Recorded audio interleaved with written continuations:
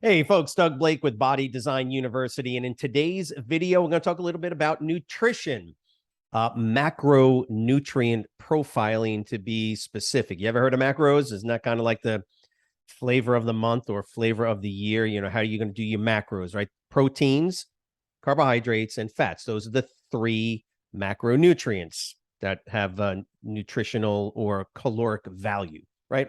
So, how are you going to determine, right, for yourself, for your clients, how are you going to determine after you have caloric need taken care of? I know I'm supposed to eat 2,500 calories a day based on my BMR, activity level, right, thermic effect of food. How do I determine what to eat? Because that's really what macros are. It's the what should I be eating? Should I have salads all the time? Should I be eating chicken, turkey, potatoes, rice? What should I be eating? Well, the type of food, right, is one thing. Determining the what is really what is of importance for a lot of folks. It could be very helpful. And it could also be a problem if you don't figure out your macronutrient profiling. In today's world of fitness and health, the big focus concept right now is what's known as either intermittent fasting or the ketogenic diet. I'm not going to talk to either of those. I'm not going to talk about intermittent fasting or nutritional ketosis or the ketogenic diet, whatever it is. Not in this video. If you want me to, leave it in a comment below and I'll talk about it for sure. You got a lot of really smart people, experts in one sense, talking about it already. So go Google it, look on all the YouTube videos. There's a gazillion people and videos on the ketogenic diet. What I want to help you with is a more rational, sensible, long-term way. The way I've been doing it now for probably 35, almost 40 years of training people, training myself, training athletes, training the average person that's not athletic. And it's pretty much been the same for the entire period of time, and we get great results. And by the way, I'm not going to tell you that there aren't other ways to help people get results. Absolutely not. Many different ways to do it. But what I have found over the years, and what we tell folks, students to do at Body Design University, is a very simple, what's known as 40 30 30 macro ratio plan. It's not exact, it's not perfect, but it's really close. And when I say 40 30 30, I'm really saying percentage of calories from carbs 40%, protein 30%, fats 30%. Okay. Normally when I put somebody on a meal plan, it's going to be relatively close, but it doesn't have to be exact. If an individual, just so you know, by the way, if an individual is obese, getting close to 30 BMI or above, and they haven't been to a physician, or a physician has basically told them kind of they're on their own, then I will make some modifications to the 40 and the 30 30. Why? Because yes, just so you guys know, insulin sensitivity, insulin resistance is generally one of the main culprits as to why people struggle when it comes to losing weight. And so that's one of the reasons why the ketogenic diet actually is very beneficial for people that are not just obese, but morbidly obese. It can be very helpful. It's just not a long-term solution. So we want long-term solutions, and that's where this concept of 40% of our calories is going to come from carbs, okay, carbohydrates. And by the way, just so you all know, when I say carbs, I'm talking about just any carbs. We're talking about complex carbohydrates. Got to make that distinction. 30% of my caloric intake, roughly, is going to come from protein sources. Now, here's another issue of contention. When I say protein, animal protein, vegetable protein. Now, here's what I want you to do. Listen close and leave your comments below. Vegetable protein is not good protein. It's not. It's protein, but it's not good quality protein. When I say 30% protein, I'm saying protein from animal sources or the very few vegetable-based sources that have complete proteins. And please understand something. I'm not hating vegetable protein. Vegetables give us micronutrients, vitamins, minerals, fiber. They give us everything. In fact, your diet should be essentially plant-based, but not for proteins. If you're a vegetarian, a vegan, you're going to do what you're going to do anyway. That's not an issue.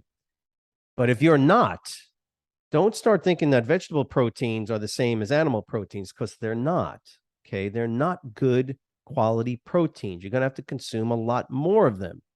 So the 30% protein generally means we're talking about quality from a BVI perspective, PDCCA, S perspective. Those are all of the ways we determine the quality of a protein for human consumption. We're talking about those quality proteins when we talk about 30%. If you're going to be on a plant protein based diet, you got to consume more of those proteins. That's all. Plants are critically important. And like I say, plant-based diet, meaning the vast majority or volume of your food should come from plants, right? And that's where your carbohydrates come from as well. But then your protein sources should be good, high quality, concentrated proteins, right? With little to no fat, i.e. whey proteins, eggs, beef, low fat beef products, things like that. And then 30% of your calories from fats. Okay, here we go again. Fats meaning what? Not the processed vegetable oils and other essentially poisonous materials that you're putting in your body. We're talking about quality fats that come from natural products, right? So almonds and nuts, seeds, legumes in some cases can be very, very good sources, but generally nuts and seeds. Coconut oil, of course, is good. Olive oils, yes. Just be careful with the oils that you're consuming. The understanding with fats is that anywhere from 5 to 10% of your calories, out of that 30%, 5 to 10% of that number is going to come from saturated fats. There's nothing wrong with butter, ladies and gentlemen. There's nothing wrong with butter unless you eat a stick of butter every day. That's a problem. But butter itself, intrinsically, folks, there's nothing wrong with saturated fats. That's just the nature of the information we now know. And so it's just that fats have obviously way more calories per gram. And so 30% of your diet coming from fats means that you're going to have a fair amount of fats in your diet. But this is where you would be using a calorie counter like MyFitnessPal to help you to understand that. So this 40-30-30 is very effective in one way. And it's one of the reasons why we like to use it for the average client. And the term that we use is known as satiety. Satiety. Let me get this back up here. Satiety. C-T-Y. There you go. Satiety. And what do we mean by satiety? It means you don't get hungry. Okay, satiation. Satiety, satiation. One means that you get full fairly quick, eat a lot of fiber, eat a lot of proteins in your diet, and you get full pretty quick while you're eating. And then there's the time between your last meal and the next meal. How hungry or how soon do you get hungry? The point here is that there's a sufficient amount of protein and a sufficient amount of fat. And if you're consuming complex carbohydrates with a sufficient amount of fiber, you're balancing out your nutritional intake here over 5, 6, sometimes 7 meals to ensure that you're not very hungry during the day. And that's one of the benefits of this type of macronutrient profile. Please keep in mind, one of the reasons we go over this with students is to help them to understand that when you're dealing with lots of clients, okay, or yourself, But lots of clients, you have to find an equation and a system that works for lots of folks. Yes, trust me. I'll do 40, 30, 30 with most folks, and then we'll adjust from there. Generally, I'll adjust down the carbohydrates and adjust up the fats. Okay.